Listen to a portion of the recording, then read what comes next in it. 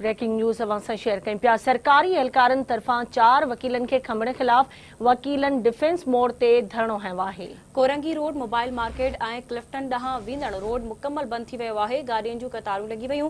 Police मूजिब सरकारी एहलकारनि ऐं वकीलनि जे गाॾीअ में टकर थियण सबबि छिकताण पैदा थी, जहिड़े दौरान सरकारी एहलकार ऐं वकील मामूली ज़ख़्मी थिया। सिंध हाई कोर्ट जे जनरल सेक्रेटरी बैरिस्टर सरफराज़ मेतलो ऐं ॿियनि जी अॻवानी में धरणो जारी आहे। अहम ख़बर अवां सां शेयर करे रहिया आहियूं। सरकारी एहलकारनि तरफ़ां 4 वकीलनि खे खंभण ख़िलाफ़ वकीलनि जो डिफेंस मोड़ ते धरणो। कोरंगी रोड मोबाइल मार्केट ऐं क्लिफ्टन ॾांहुं वेंदड़ रोड मुकम्मल बंद थी विया आहिनि।